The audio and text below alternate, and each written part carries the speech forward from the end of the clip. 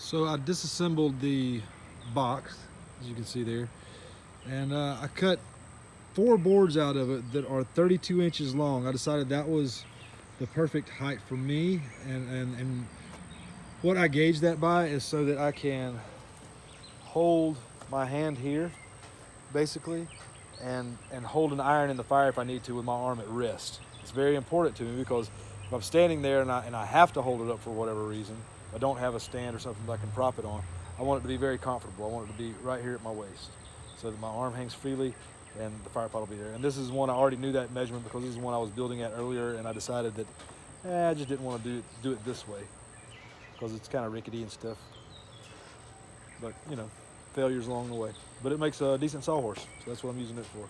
So I got all these cut to what I was saying, 32 inches, and I decided that I want my fire pot to be about 15 inches.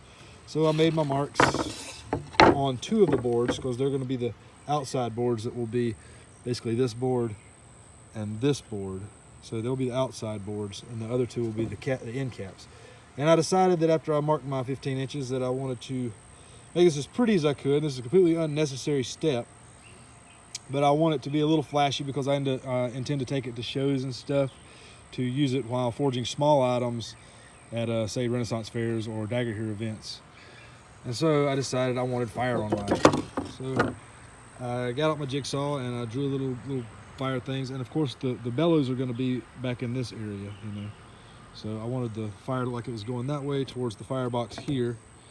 And so I cut out one side, drew it out just freehand, and then cut it out with the jigsaw, and then used that to trace this side here, and I'm going to cut it out, and that's just going to be the part where the bellows goes in, and also where I can lay tongs and things, because the fire is going to be here.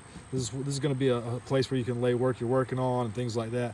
I thought it'd be a good idea with these being there that I could lay my tongs here and not have to worry about them rattling around too much, or lay other things across it that are cooled enough not to burn the wood. Anyways, that's where we're at with it right now, and we'll continue on. After laying it out on the ground, I've decided, okay, so these pieces here are going to be the sides. See my coal hands, I had to dig in the bottom of my coal bag to get some little bits out. These are going to be the sides. These are, it's a little wider than I want, so I want to bring that in. I think I'm going to cut that down.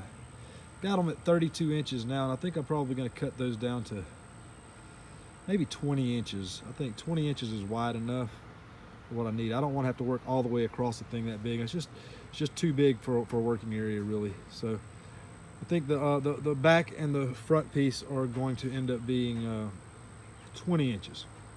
So we've got 32 inches on these, and those are going to be cut down to 20 inches, and then I'm going to screw it together with screws that I salvaged from the shipping container itself. What's left of it? And I'm going to screw it together with that, and then we'll see what she looks like, and we'll go from there. So here's where we are with it today. I've got 2 pieces cut out of the shipping container, or 4 pieces cut out of the shipping container, 2 sides that are at 32 inches. The front and back I cut at 20 inches because I think that's about the width that I want it to be for myself, working across to the middle, and gives me a decent space inside. Firebox is going to be here. That's where the fire is happening. Bellows is going to be back here blowing air through.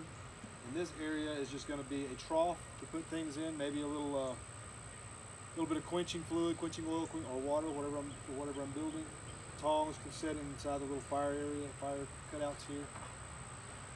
That's where we're at with it today. Like I said, all this is not necessary. Build yourself a square box. It doesn't even have to be 8 inches. You could go with 2x6s, possibly even 2x4s. These are 1x and they're really light. I think it's probably spruce because it was from a packing container.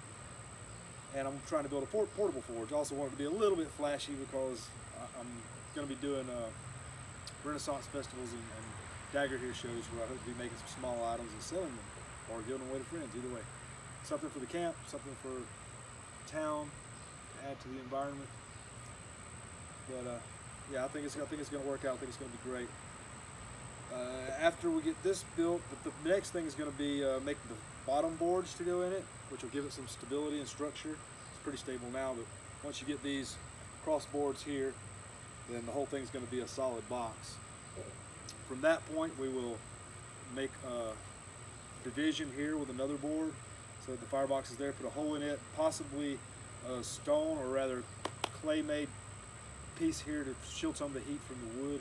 And also clay is going to go down into the wood from the sides like this to build sort of a channel, which is going to go this way for the bellows to come in and for the fire to actually be in, because it's wood, of course. Bellows is going to be cool. You can, the way I'm going to show you to build it is with a hairdryer motor, because that's easy to come by, and I've been using the same hairdryer motor now for about 3 years. Only been forging since December, but I used to smelt things, melt down cans and copper and stuff like that with it. Powerful little thing, cost $3 at a thrift shop, and it's worked great for me. So I'm going to show you how to build it with that, but then eventually this is going to have a medieval bellows on it so that I can work it by hand and really make a show of it. Anyways, thanks for watching, and I'll do some more on this tomorrow or whenever I get a chance, because I'm a busy man. Thanks again.